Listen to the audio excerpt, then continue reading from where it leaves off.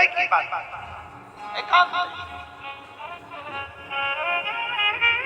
सप्त नदियों का जल रखकर सप्त बेलपत्र के ऊपर, सप्त नदियों का जल, एक बेलपत्र ली, उसके ऊपर एक कटोरी में, एक बाटी में, एक पात्र में एक नदी का जल, दूसरी बेलपत्र ली, दूसरी कटोरी में फिर जल, फिर तीसरी में बाबा की आराधना कर कर, शिव से विनती कर कर, भगवान शंकर के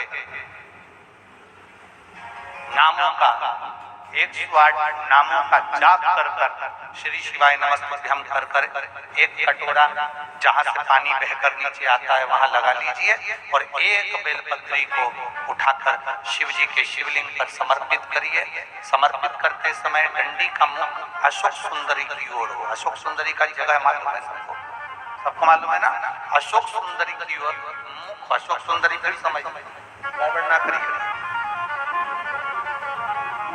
ये शिवलिंग जलाधारी, ये जल बह रहा है नीचे सामने से, स्थान गणेश जी का, कार्तिकेय जी का, बीच में एक मोटी सी लाइन होती है, वो अशोक सुंदरी का स्थान। शिवलिंग ये जलाधारी माता पार्वती जी का हस्तकमल, शंकर जी के ऊपर जो जलधारी रखी रहती है ऊपर, जिसमें से एक एक बूंद नीचे गिरती है, वो शंकर भगवान की 5 लड़कियां, जया, विषहरा, शामली वाली, दौतली, देव। शंकर जी की 5 लड़कियां शिव जी के ऊपर एक एक बूंद पानी गिराती रहते हैं। शंकर भगवान की कुल कितनी लड़कियां हैं? 6। कितनी लड़कियां हैं? 6।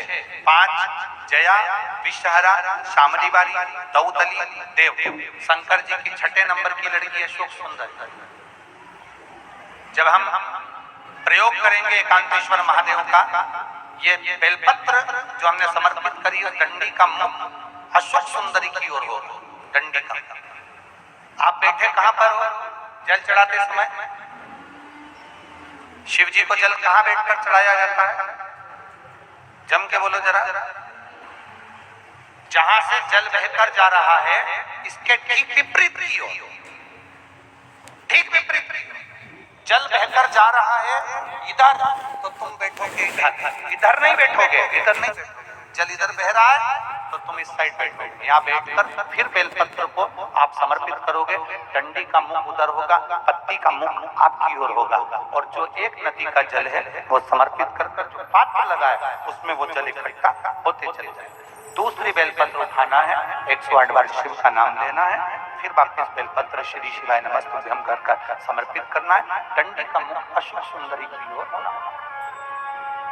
जब 6 बेलपत्र अशोक सुंदरी की ओर जाएगी, 7वें नंबर की जो बेलपत्र है उसका डंडी का मुख आपकी ओर होगा, और डंडी का मुख आपकी ओर होकर जल चढ़ाकर आप उस जल को झेल लेंगे।